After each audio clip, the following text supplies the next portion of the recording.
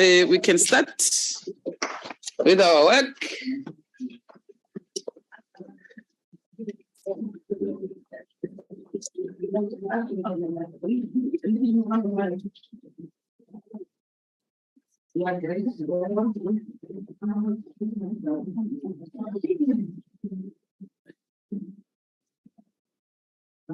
Honorable members,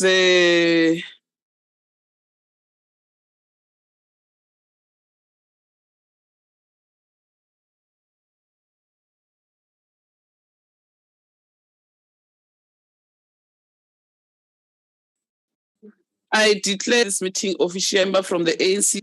So the ANC will have to account on why one of their members is not here. So we are starting, honorable members. So that means today is only how many people are going to score? 1, 2, 3, 4, 5, 6, 7, 8, 9, 9 people who are going to score the candidates.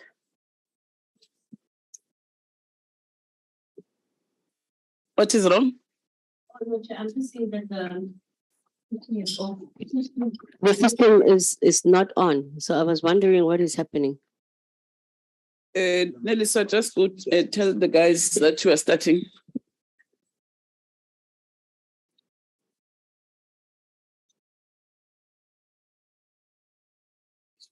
Sorry? She's just plugging in laptop.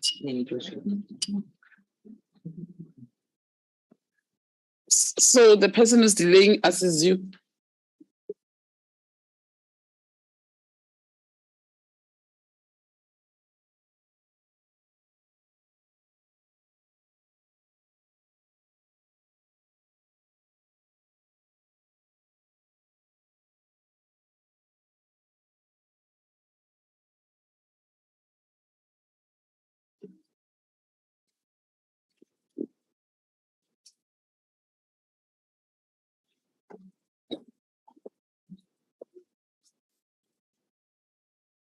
Today's date is the 23rd, ne?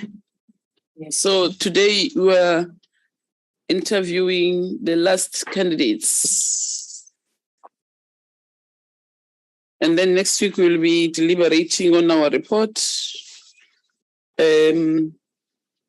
So at least today, honorable members, we're not going to finish at 11 p.m., but at least we're going to finish earlier than the other day.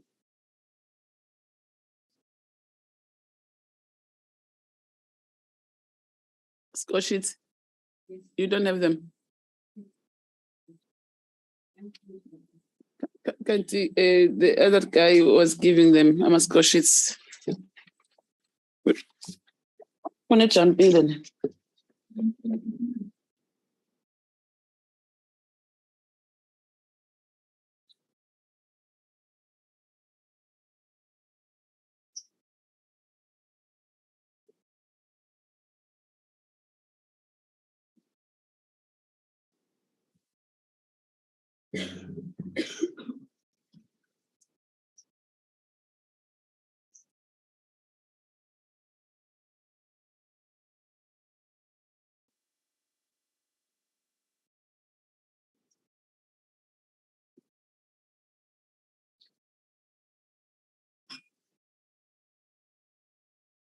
Mr. Ngomanese,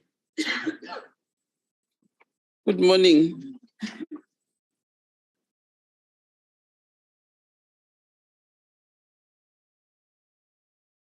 Good morning. Morning, Chairperson. Morning, panelist. Yeah, your mic must be on. Yes. Might switch you off.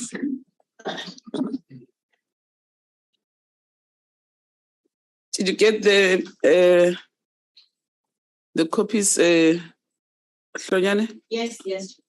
Oh, okay. So all of you do have copies. Okay. I'm sure we can start, honorable members.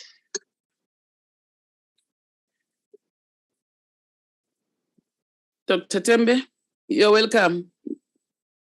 My name is Nonhlanhla Ncubendaba. I'm the chairperson of the Portfolio Committee on Women, Youth, and Persons with Disabilities. Next to me here, I have Kashifa. Kashifa is our content advisor. The lady next to you is Neliswa Nobatana. No, Neliswa is our committee secretary. The gentleman at the Recording in back progress. is our sign language interpreter. And the lady sitting next to him is a sign language interpreter too. The gentleman at the back is Dr. Tembe. Dr. Tembe is our legal person here in Parliament. And then the two beautiful ladies at the back, they are our committee researchers, Tasnim and Christelle. They must not charm you, ne? And then I'll now hand over to honorable members, Honorable Masiko, to introduce themselves. Thank you very much, Honorable Chairperson. Good morning to your good self, honorable members, everybody in this platform, and good morning to you, Mr. Ngomani, and welcome to your interview. All the best for your interview. Thank you very much. My name is Fikile Masiko. I'm a member of the Portfolio Committee for Women, Youth and Persons with Disabilities, and I'm also a member of this panel. Thank you. Thank you, Chairperson. Good morning, Mr. Ngomane. My name is Mang Prudence Marekwa, a member of the committee and also serving on the panel. Thank you. And enjoy the interview. Thanks. Thank you, Chairperson. Good morning, Mr. Ngomane and honorable members. My name is Tabile Masondo, member of this committee and a panelist.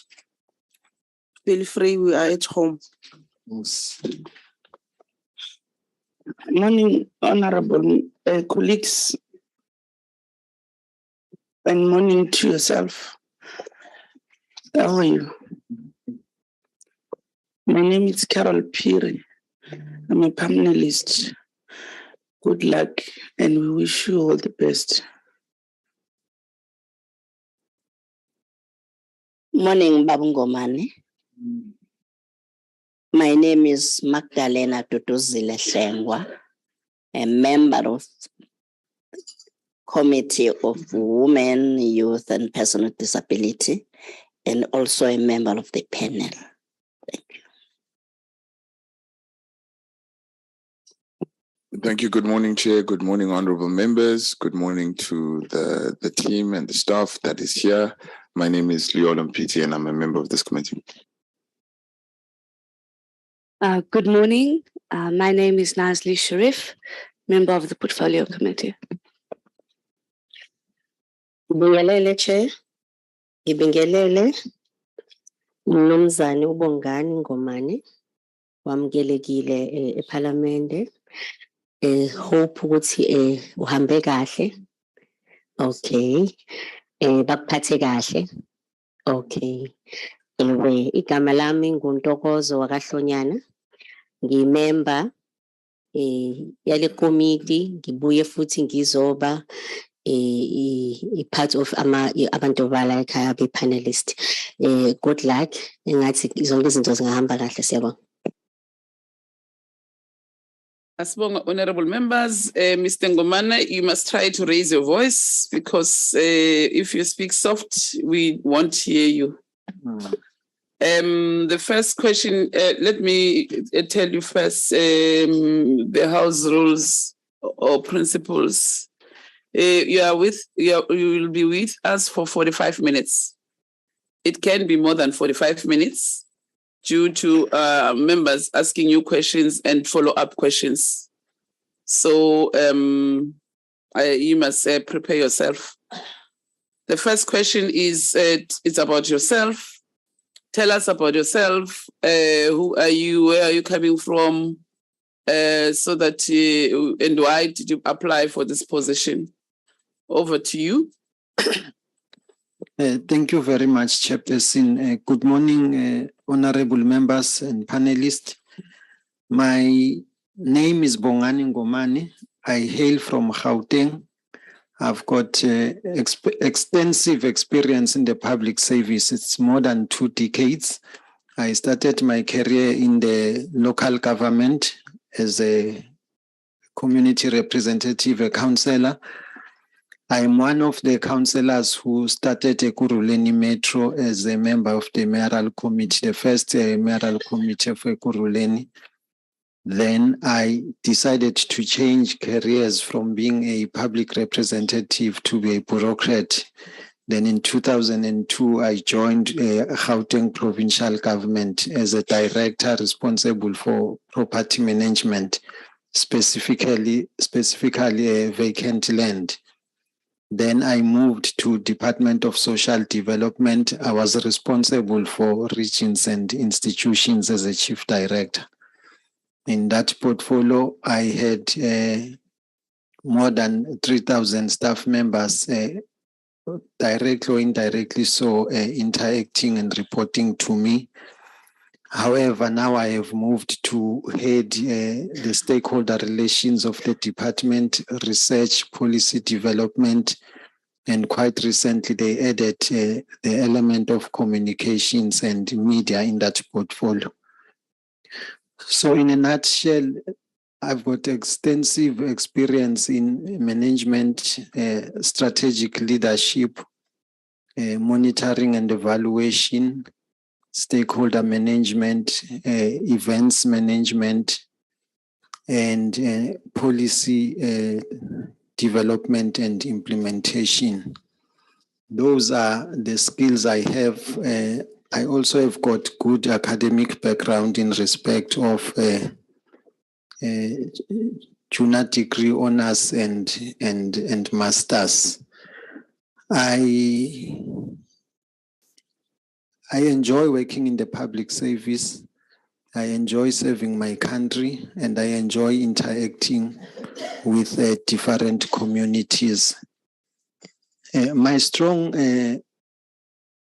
character or my strong skills in the public service or as a manager or a leader, as I've indicated, it's also on the element of innovation and creativity. I believe that organizations should always be learning organizations. It should be organizations that are not afraid to try something new. Hence, I always encourage my staff to come with new ideas. I started a program that was not in the department in the form of a men's forum and boys program, just to ensure that as a department we respond adequately to issues of gender-based violence, to issues of gender equity over and above the gender focal point that we have in the department. But I could see that there is a lacking element of men as partners in ensuring that there is gender equality and there is elimination of gender-based violence. That's one other reason that made me to respond to this application, Chair, or to accept the nomination when I received it, and also to apply, because I wasn't aware of the post until I was approached by a consortium of NGOs called One Strong Voice. They said they've nominated me. If I'm interested, they wanted me to sign. Then I accepted that nomination, but I also responded to that because I see myself as a person who can add strategic value to CGE in going forward. That is the long and short of who I am, Chairperson. Thank you very much, Mr. Ngomane. I think the other thing that we need to make you aware of is public comments.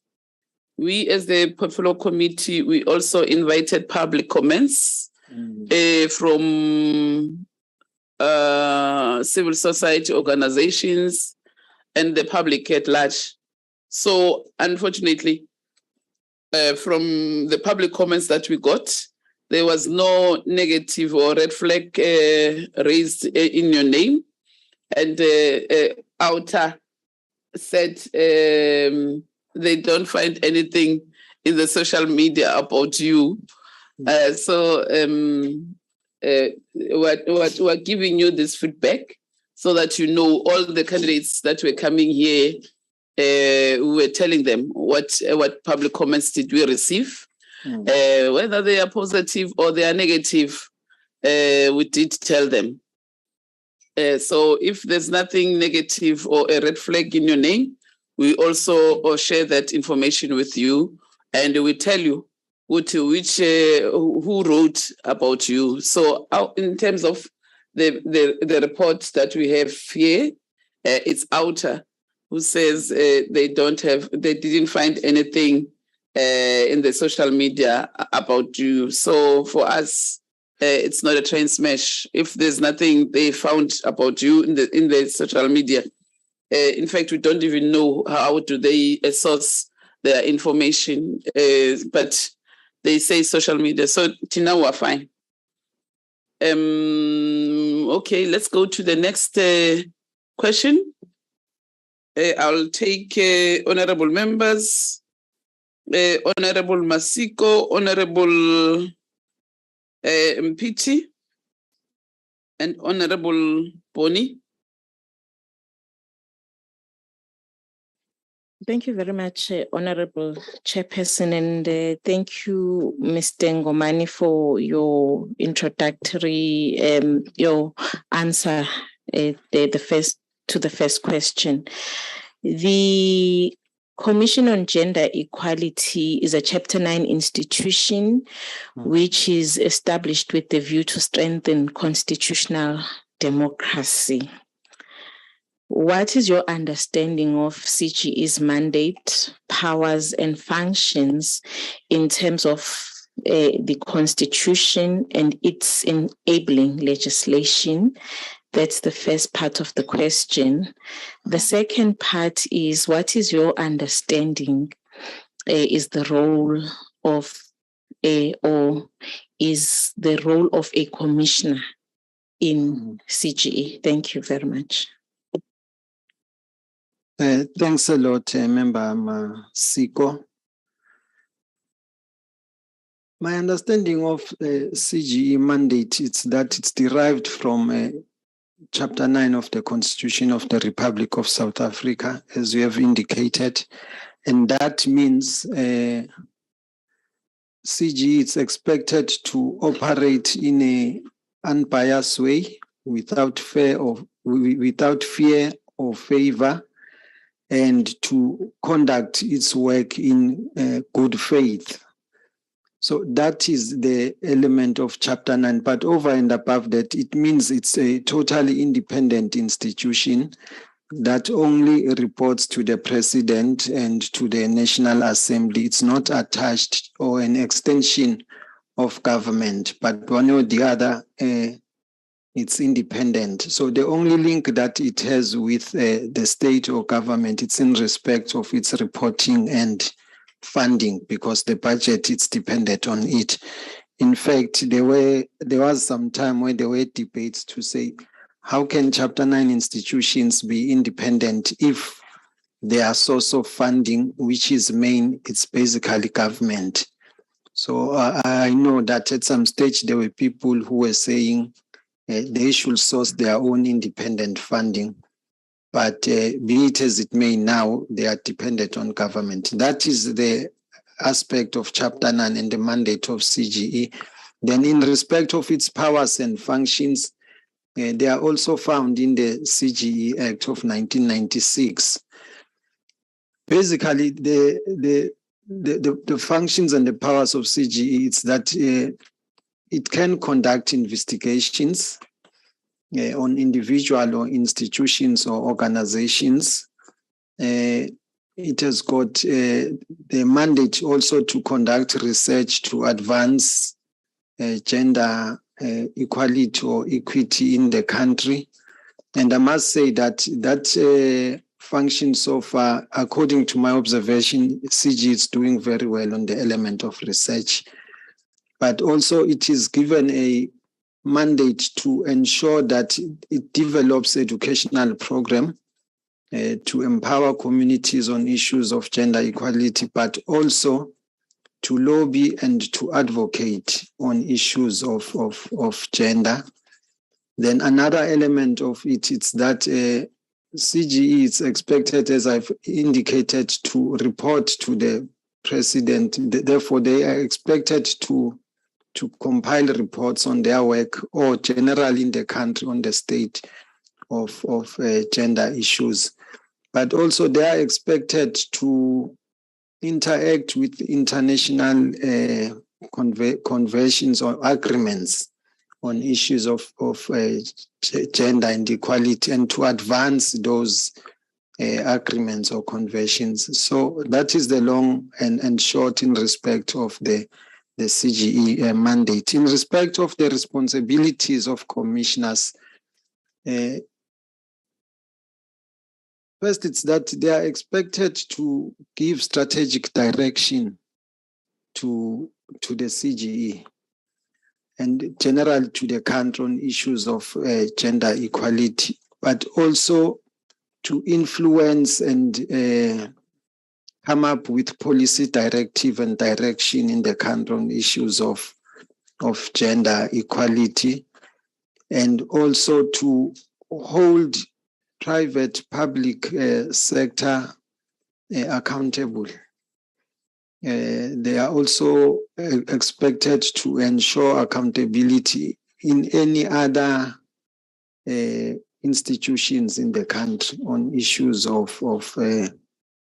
gender equality, but also to play an oversight role on other institutions that has got to do, with issues of gender equality. So commissioners are expected to, in fact, their responsibilities can be summarized in 4. It's accountability, ensuring accountability, strategic direction, policy, and having a oversight role to play. I want to reflect on the investigative authority of the CGE as one of their mandates. It's that they are having powers to investigate, as I've said, individual or institutions and deal with the complaints from the public if they are in, but they don't have powers to prosecute. If they find a need to prosecute, then they are supposed to refer to relevant authorities. It can be SAPS, it can be public protector, or any other institution that they think can further implement their recommendations. So those are the things. Honorable Mpiti. Thank you very much, Honorable Chair. I think my first question really is going to be, are you currently working for the state? Yes. All right. And should you be appointed as a commissioner, do you think that would be a conflict of interest to draw 2 salaries from the state? In fact, I've sought a opinion from our HR director and our advocate in the department, Advocate Raj, who's heading the legal unit. And the feedback I got was that if I'm part-time, it's not a problem, because there are other colleagues in the department who are forwarded to other institutions of state, but they are not full-time there. So it's not seen as a salary, but it's seen as a allowance for you to do that extra work. So that is the opinion I got, because when I received the nomination, that was my first point to say, what are the implications in terms of my current position in government? And I got that there is nothing wrong if only it's part-time, and I've declared it and I got the permission from my principals. However, I couldn't ask or investigate further until I get to know whether I am in or out. Because again, I do not want to raise unnecessary concerns in the department that I might leave when I have not even came for an interview or got that letter. So that's how I can respond to that, sir. So you applied for a full-time position or for a part-time position? I will prefer a part-time, Chair, unless then there is a compelling reason for one to take a full-time off. But my personal preference, it will be part-time. And that's what I'm saying, unless there is another compelling reason from this platform or collective that makes me consider a full-time. Okay. Yes. All right, thank you. Yeah, I think also, if I'm correct, if it is full-time, you would have to resign. Yes. All right. Let me just continue from that point. You know, when you were speaking about your experience, which you clearly outlined quite well, your experience in local government and as well as a public servant, I was just really missing how exactly you were able to have an impact within those particular roles and how they actually related to an equitable society as it pertains to gender. So can you maybe just expand what were those achievements that you achieved by starting those desks that you spoke about? You know, what did they actually do for those individuals who are within those spaces? That's the first question. You mean in the Department of Social Development? Yes. Okay. Yes. The second question is, what would your approach be should you be appointed to CGE on issues of the LGBTQI community? How would you champion those particular issues should you be appointed as a commissioner? Thirdly, you know, have you ever experienced the CGE in terms of, you know, coming into interactions with it? What were your interactions, if you've had any? If you haven't, what is your view of the current CGE? If you can just expand on that. Thank you. Okay, thanks a lot, Member Pete. It's difficult to evaluate yourself if you are a leader and you are a manager or a pioneer. But be it as it may, I will say I have started men's forums, and I have started not only in the department, but there is an organization called Gauteng Men's Forum. And the main intention is to mobilize men against gender-based violence and also to capacitate men to deal with other social ills. I will say the impact that we have made so far is that we have brought into the attention of men the dangers of patriarchy, the dangers of gender-based violence, because we conduct sometimes protest when there are GBVF cases, but also we have started a program that we call the Adopt a Gogo. That program sought to encourage men to identify older women who are at risk of being violated, be it through rape or other criminal or violent means, because our observation was that the manner in which our media or the society deals with issues of gender, it deals them with as if it's issues of young women, as if older women are not affected.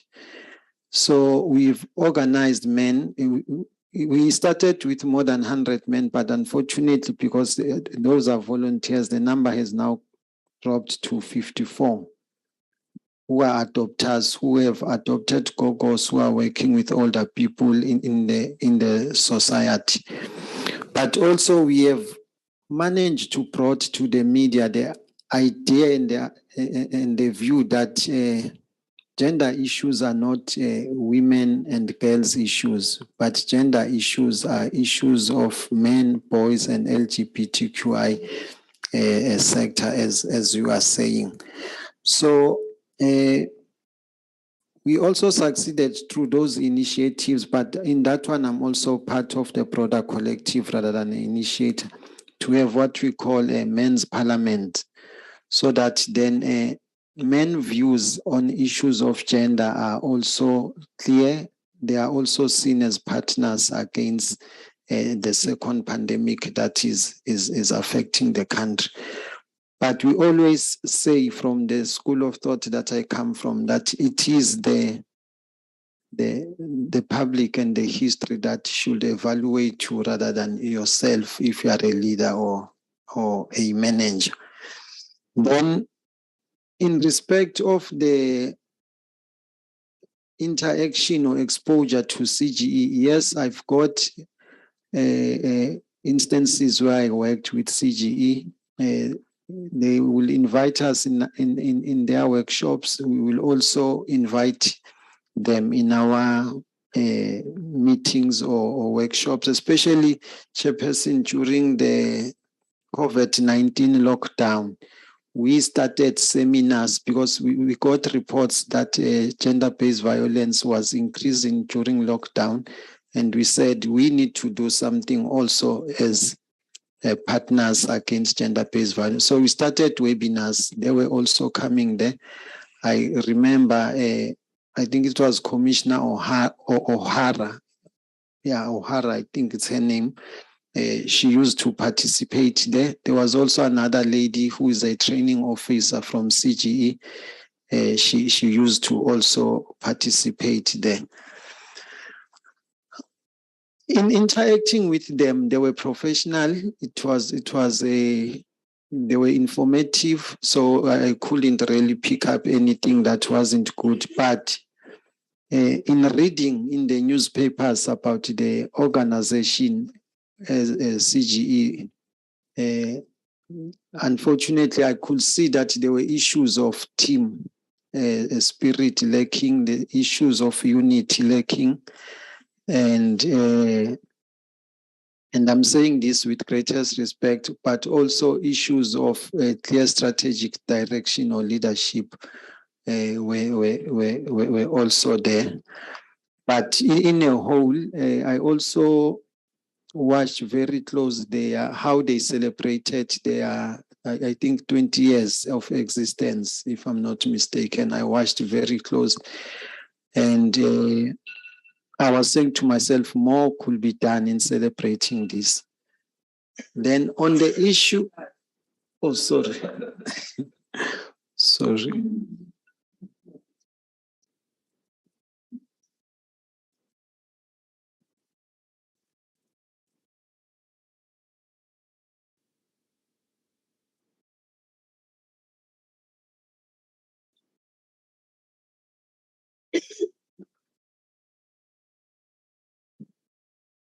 So umbonile umphithi nje. Ngiyambona. So sabe ukumtshela ukuthi umbonile. Yes, it's 25 years. It's 25, yes. Honorable Boni, Honorable Hlonyane, Honorable Sheriff, Masondo, Hlengwa, Carol. Yanchaya lento le, manginibisa kanje. Yeah. Honorable Boni, Honorable Hlonyane, Honorable Sheriff, Honorable Masondo, Honorable Hlengwa, Honorable Carol. Honorable Boni. Thank you, Chairperson, and once more, good morning, Mr. Ngomane. You have mentioned, I've listened as you were responding and telling us also that you have a full-time job in the public service, basically, and that, but besides the job that you are doing, you're also busy in the community doing some work as a concerned citizen who wants to see things going right, establishing your men's forum, that is in some areas is doing good. And what also impresses me is the adopting a gogo. I think it's one of the areas that we have them amongst us, the older people, but you get them, can we have instances where they get attacked. So I think, and I hope that the initiative that you have come with in your area will assist in really looking and protecting abogogo, the elderly in our communities. Mr. Ngomane, the question that I'm going to ask you today is around the directive by the Constitution of our Republic that directs that all chapter 9 institutions have to act or perform their duties being independent and impartial. Now, I want to hear from you, Mr. Ngomane, that why do you think that the Constitution requires that all these institutions, the Chapter 9 institutions, including the CGE, be both independent and impartial? And to protect, why do they have to protect that independence, CGE in particular? Thank you. And then not thank you. The second part of my questions is that, do you regard yourself as being independent-minded and impartial? And tell us why. Thank you, sir. Thanks, member. I think impartiality is very critical if you are part of the state, or if you are part of serving the community. So I will start with the last question about myself and impartiality. What has taught me working in government is that people are the same, and people have got the same desire